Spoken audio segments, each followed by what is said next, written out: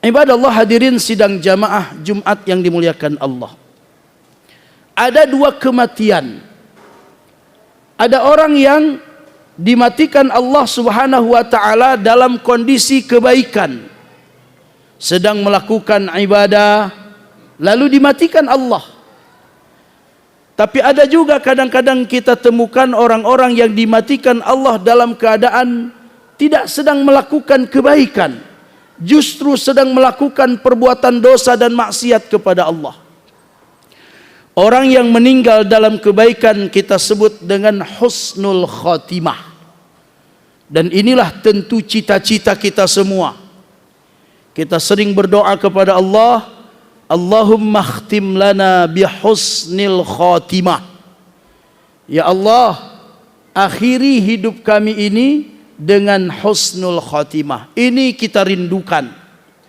Kita dapat kabar baru-baru ini ada orang meninggal dunia dalam masjid sedang sholat.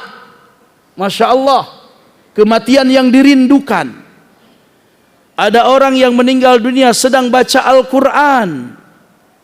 Ada orang yang meninggal dunia sedang sholat tahajud. Ada orang meninggal dunia ketika akan berangkat ke masjid untuk sholat subuh berjamaah. Masya Allah. Kematian yang dirindukan husnul khatimah.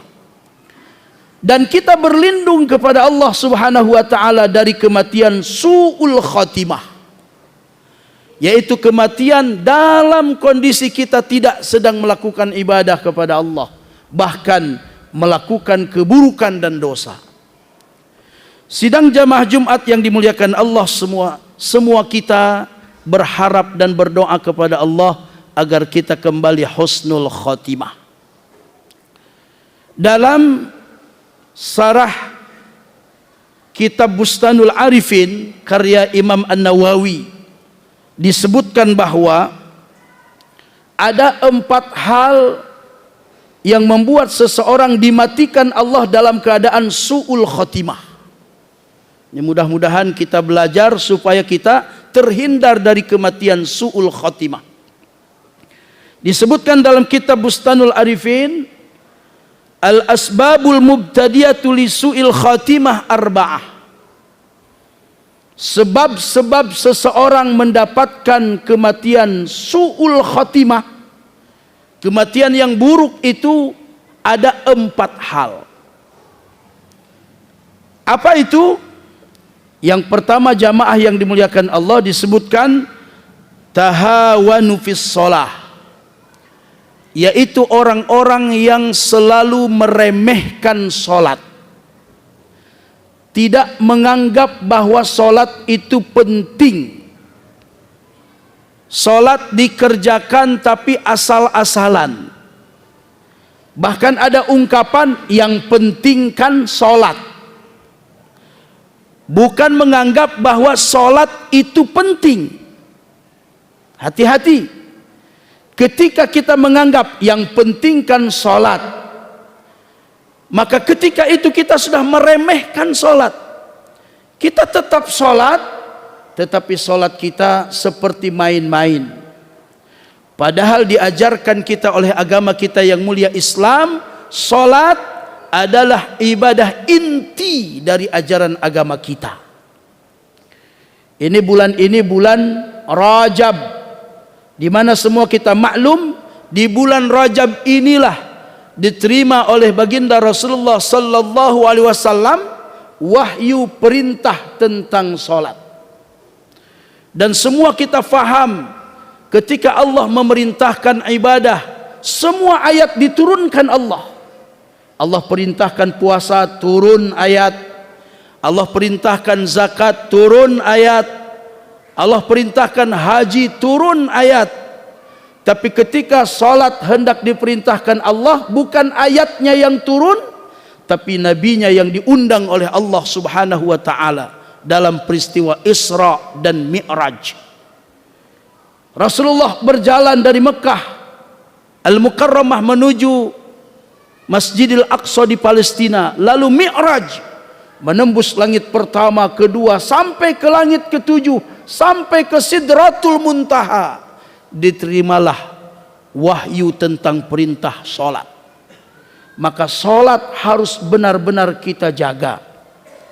Ibadah Allah hadirin sidang jamaah yang dimuliakan Allah. Dalam sebuah hadis diriwayatkan bahwa nanti ketika kita dibangkitkan dari kubur setelah kiamat dunia ini, maka ada beberapa orang yang ketika dibangkitkan itu wajahnya bersinar. Kelompok yang pertama adalah kal kawakib, orang-orang yang wajahnya bersinar bagaikan bintang-bintang. Lalu malaikat pun kaget melihat orang-orang yang ketika dibangkitkan dari kubur bersinar wajahnya seperti bintang. Lalu bertanya, siapakah kamu ini? Apakah kamu seorang malaikat?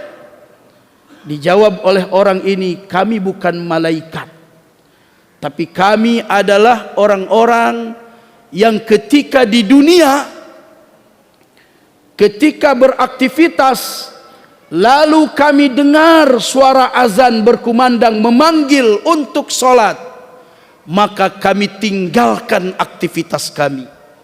Kalau kami sedang berdagang, kami tinggalkan dagangan kami.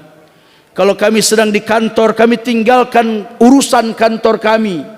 Ketika mendengar suara azan, lalu kami tinggalkan urusan kami dan kami bergegas menuju masjid-masjid Allah Subhanahu wa ta'ala.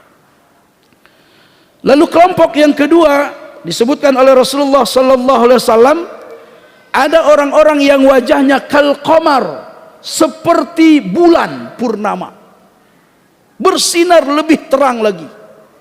Ditanya oleh malaikat, siapakah kalian ini? Maka dijawab oleh orang ini, kami adalah orang-orang yang ketika kami lihat waktu azan hampir tiba, kami sudah mulai bersiap-siap. 5 menit lagi menjelang waktu azan, kalau buka toko, toko ditutup sebentar. 5 menit lagi menjelang azan, kami sudah bergegas siap-siap untuk berwudu, bersiap-siap. Begitu azan berkumandang, dalam kondisi sudah siap, kami pun berangkat menuju masjid. Masya Allah. Lalu kelompok yang ketiga adalah kelompok wujuhuhum kasyams, wajah-wajah mereka bersinar seperti matahari, lebih terang lagi. Siapakah mereka itu? Ternyata mereka adalah orang-orang yang ketika azan belum berkumandang, mereka sudah tiba di dalam masjid. Ketika azan dikumandangkan, sudah berada di dalam masjid. Bukan siap-siap untuk ke masjid. Azan berkumandang, sudah siap di dalam masjid. Sudah sholat tahiyatul masjid, menunggu azan di dalam masjid. Maka orang-orang seperti ini wajahnya seperti matahari, bersinar terang. Jamaah yang dimuliakan Allah Subhanahu wa ta'ala, jangan pernah melalaikan sholat, apalagi meremehkannya, mengabaikan suara azan berkumandang. Hati-hati, kita bisa mendapatkan kematian yang su'ul khotimah. Na'udzubillahi min dzalik. Lalu yang kedua yang menyebabkan seseorang mendapatkan kematian su'ul khotimah disebutkan adalah wasyarbul khamar, orang-orang yang suka meminum minuman khamar, orang-orang yang suka dengan sesuatu yang memabukkan, bukan hanya minuman, sesuatu yang memabukkan. Kullu muskirin haram, setiap yang memabukkan itu haram. Apakah itu minuman ataupun pil ataupun yang dihisap dan lain sebagainya. Maka orang-orang yang suka dengan sesuatu yang memabukkan, maka boleh jadi kematiannya akan mendapatkan kematian yang su'ul khotimah. Jamaah yang dimuliakan Allah Subhanahu wa ta'ala, Nabi bersabda, al-khamaru ummul khaba'is, bahwa khamar atau sesuatu yang memabukkan adalah induk dari segala keburukan. Banyak orang berani menggarong, berani mencuri, berani membegal karena dalam kondisi mabuk. setelah minum minuman keras ataupun meminum obat-obatan terlarang. Padahal kalau dia tidak meminum itu, orangnya culun, orangnya sopan. Tapi ketika sudah menenggak barang-barang haram ini, boleh jadi menjadi beringas dan lain sebagainya. Dan yang mengerikan adalah ketika kita suka dengan minum minuman khamar dan lain sebagainya ini, miras santika, sesuatu yang dilarang baik oleh agama maupun oleh negara kita, ini bisa menyebabkan kematian su'ul khatimah. Yang ketiga, jamaah yang dirahmati Allah, kematian su'ul khatimah juga bisa disebabkan karena wa uququl walidain, durhaka kepada kedua orang tua. Hati-hati kita sebagai seorang anak. Apabila orang tua kita masih ada di dunia ini, hormatilah beliau-beliau, ayah bunda kita, dengan segala susah payahnya mendidik kita, membesarkan kita. Apalagi ibu kita, sejak mulai mengandungnya, melahirkan, membesarkan, menyusui, Masya Allah, derita di atas derita. Ada seorang ibu ditanya, "Ibu, apakah sakit ketika melahirkan anak secara normal?" Seorang ibu itu menjawab, sungguh sakit ketika seorang ibu melahirkan anaknya. Tapi jauh lebih sakit lagi ketika anaknya yang dilahirkan itu setelah besar dia melawan orang tuanya. Dia menyakiti perasaan orang tuanya. Dia merasa lebih hebat dari orang tuanya. Ketahuilah bahwa kesuksesan kita hari ini adalah karena kehebatan orang-orang tua kita yang telah mendidik dan membesarkan kita. Maka yang dianjurkan dalam agama kita adalah birrul walidain, bukan uququl walidain. Birrul walidain maknanya berbakti kepada kedua orang tua. Sedangkan uququl walidain adalah kita melawan dan durhaka kepada orang tua. Ingat bahwa dalam hadis disebutkan oleh Rasulullah, ridallah fi ridal walidain wa suhtullah fi suhtil walidain.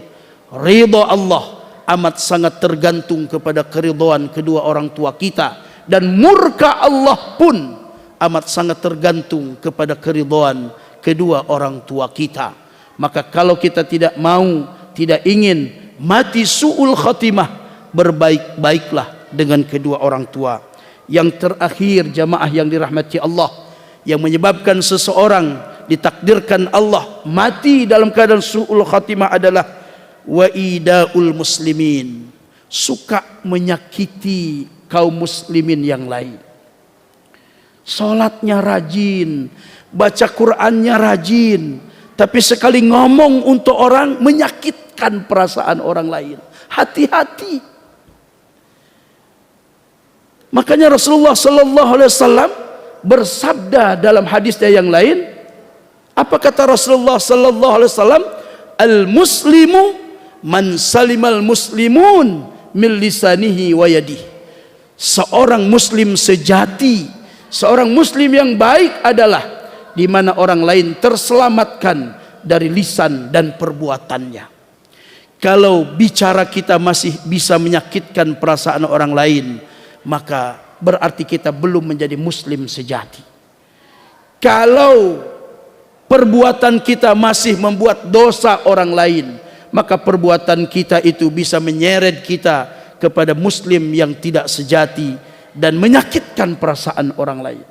Oleh karena itu, jamaah yang dirahmati Allah, berbaik-baiklah dengan teman, dengan tetangga, dengan sahabat, apalagi sesama muslim, karena dengan berbuat baik dengan sesama muslim kita menjadi seorang muslim sejati, dan insya Allah kematian kita menjadi kematian yang husnul khatimah.